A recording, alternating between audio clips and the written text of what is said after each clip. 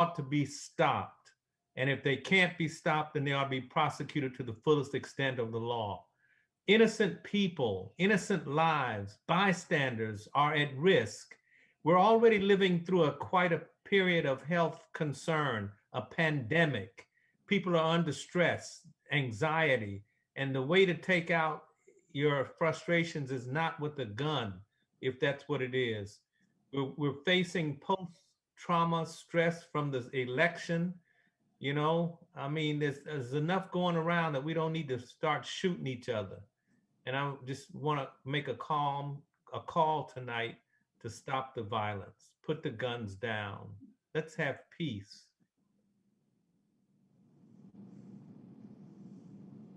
That's right. And I want to thank Representative Hart for pulling us all together tonight. And you can hear it in our voices, but I'm thinking about the family members, right?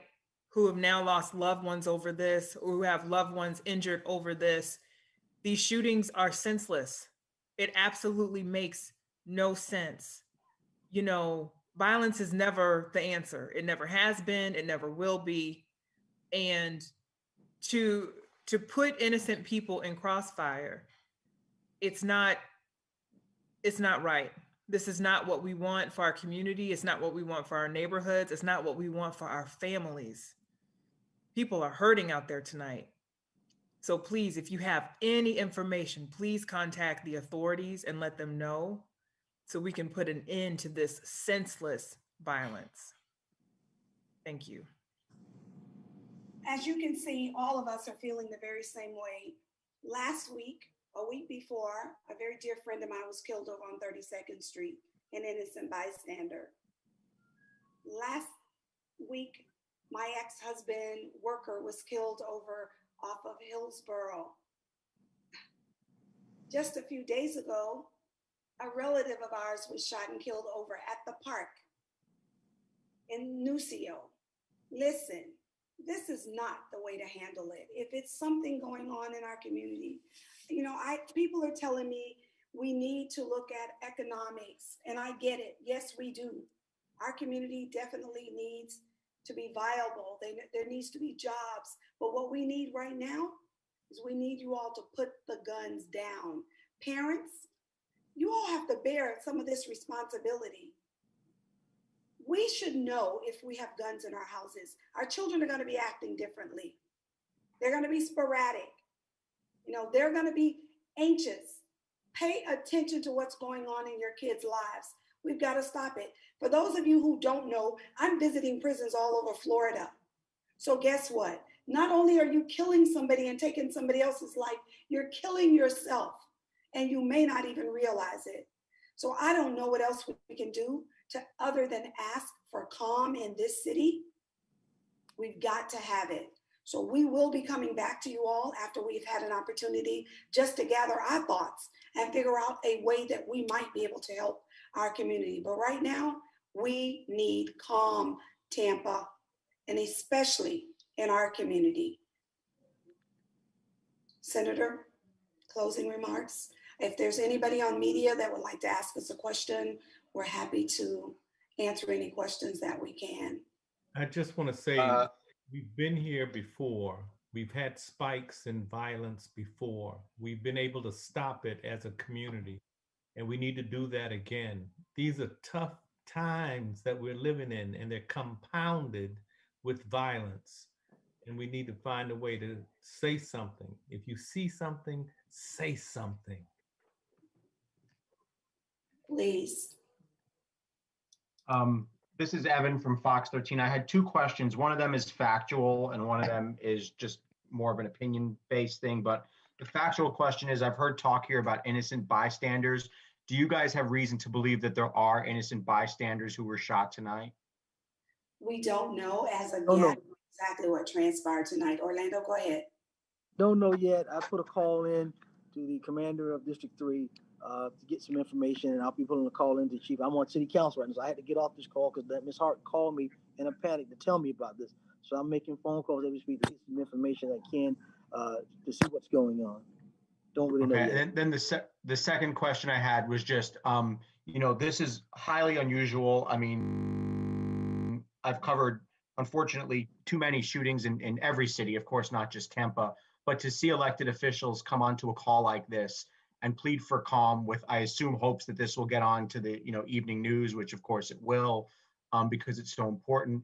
Can you just talk about the thought process you guys went through in coming on this call at this late hour, speaking as one, in order to reach this community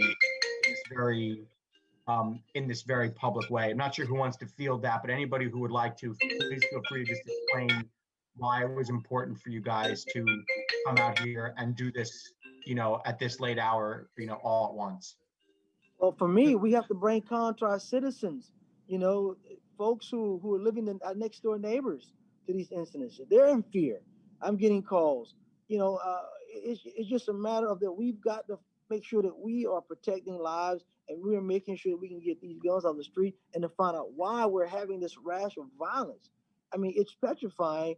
And again, when people can't be at the park or they can't sit on their porch, that's a problem. And a stray bullet doesn't know anybody. It just hits. And I would just add that it's, you know, it's the urgency of the situation. And so it's late this evening, but when, you know, I think my colleagues would agree, when you are in public service, there's no such thing as regular hours. And so if the community needs this, and if perhaps trying to get this out there and get this message out there might save a life, then it's absolutely worth it, no matter the time. Amen. Thank you for taking the question.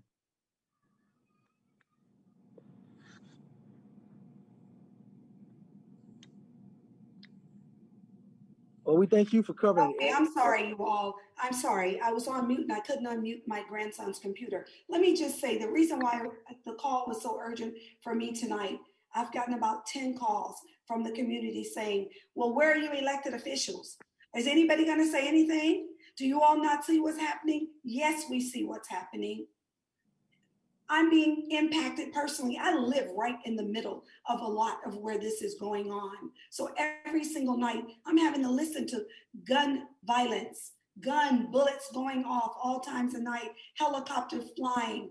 We could not sit silent another day. We were trying to figure out how to put together a press conference and be able to tell you about, you know, give you some statistics, but there are no statistics to describe what just happened tonight when 5 folk are shot and 2 are dead. There is no way for us to figure this out. We have to come on tonight and say, please, community, we need you, community, to step up and help us quiet this gun battle. We don't know what's sparking it all, but there's some beliefs that we should know, but I don't think we all really quite get what this is. It's far beyond anything I can even imagine. So I really thank you all for covering it tonight. It's critically important that we get our community to come together and calm down.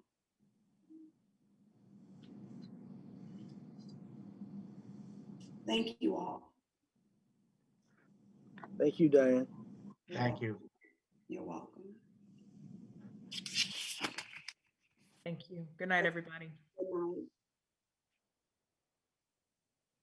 Diane, can you stay on for a second? Let me call you. Okay. All right.